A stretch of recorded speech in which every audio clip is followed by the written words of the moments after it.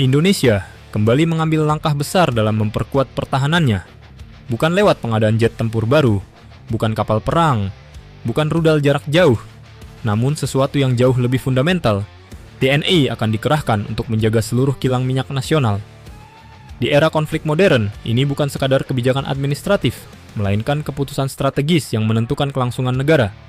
Karena hari ini, musuh tidak lagi menargetkan tank atau pangkalan militer terlebih dahulu. Target utama mereka adalah infrastruktur energi, khususnya kilang minyak. Sederhana saja, tanpa kilang, pesawat tidak terbang, kapal tidak berlayar, ekonomi berhenti. Inilah wajah baru peperangan abad ke-21.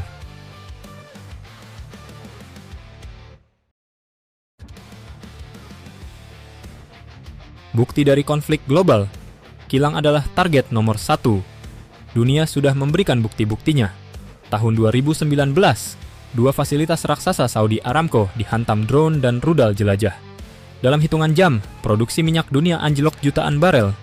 Di Rusia, kilang Ryazan dan berbagai fasilitas energi lain berkali-kali diserang drone Ukraina. Kebakaran besar, shutdown paksa, dan gangguan logistik terjadi hampir setiap bulan. Di Yaman, Houthi menjadikan fasilitas minyak Saudi sebagai target rutin, karena mereka tahu satu fakta penting. Jika kilang lumpuh, kemampuan bergerak musuh ikut runtuh. Ini bukti bahwa perang modern tidak selalu membutuhkan rudal mahal. Satu drone kecil yang lolos dari deteksi, dan satu kilang bisa berhenti berminggu-minggu.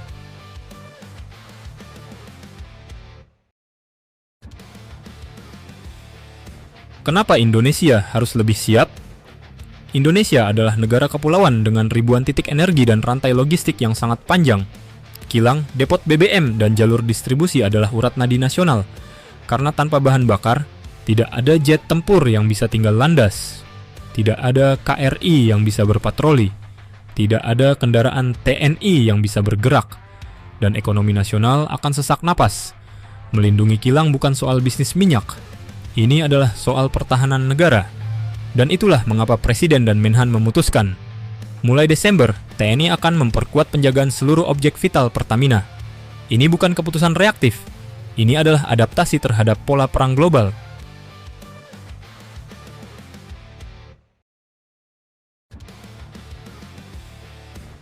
Mengapa harus TNI? Bukan security atau Polri. Selama ini, keamanan kilang bertumpu pada security internal dan Polri. Tapi ancaman modern jauh lebih rumit dari sekadar kriminal. Kilang bisa diserang dari udara melalui drone, dari laut lewat fast boat, dari darat dengan sabotase terencana, dan dari dalam sistem melalui serangan siber. Untuk menghadapi ancaman multidimensi seperti ini, yang dibutuhkan bukan penjaga pagar, yang dibutuhkan adalah militer. TNI memiliki kemampuan itu. Unit intelijen, radar ringan dan drone pengintai, sistem anti-drone, tim EOD, pasukan reaksi cepat bersenjata lengkap. Tidak heran negara-negara besar seperti Rusia, Cina, Jepang, dan Saudi pun menempatkan militer mereka di fasilitas energi. Sekarang Indonesia melakukan hal yang sama.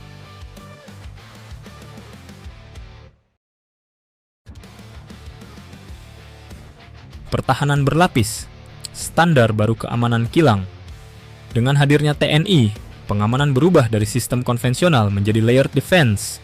Lapisan pertama, deteksi jarak jauh, radar ringan, drone intelijen, thermal imaging, hingga kamera optik resolusi tinggi. Lapisan kedua, anti-drone and electronic warfare, soft kill, jamming, spoofing, takeover signal. Hard kill, penembak anti-drone bila ancaman tetap masuk. Lapisan ketiga, pasukan reaksi cepat TNI, unit yang bisa bergerak dalam hitungan menit, siap merespon infiltrasi atau serangan darat. Lapisan keempat, hardening fasilitas. Zona vital diperkuat, valve otomatis diatur ulang, dan proteksi fisik dibuat lebih tahan ledakan. Dengan 4 lapisan ini, ancaman drone, sabotase, hingga operasi hybrid bisa dipatahkan sebelum menjadi bencana nasional.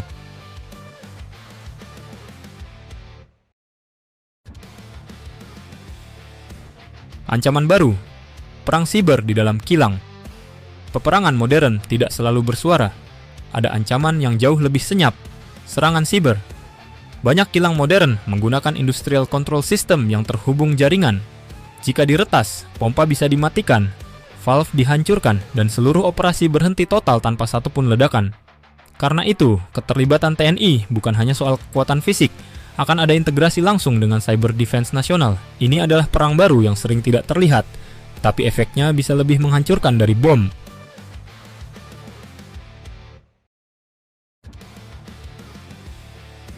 Sinergi nasional, Pertamina, Polri, TNI dalam satu sistem. Saat ini, Indonesia sedang membangun model pengamanan terpadu.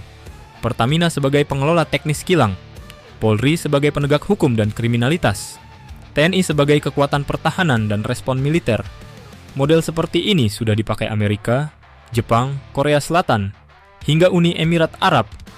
Dan kini Indonesia menyusul dengan karakteristiknya sendiri. Ini bukan sekadar pengamanan, ini adalah National Energy Defense Framework.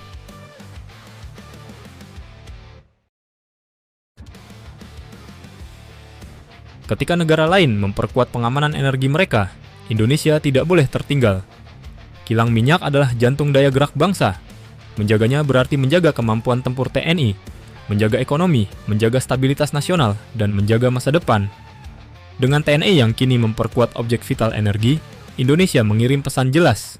Siapapun yang mencoba mengganggu suplai energi kita, mereka akan berhadapan dengan TNI. Ini bukan hanya keputusan yang masuk akal, ini adalah keputusan yang paling tepat. Keputusan yang menyesuaikan ancaman modern. Terima kasih telah menonton update militer. Jika ada analisa atau data kami yang keliru, silahkan koreksi di kolom komentar. Sampai jumpa di analisa berikutnya.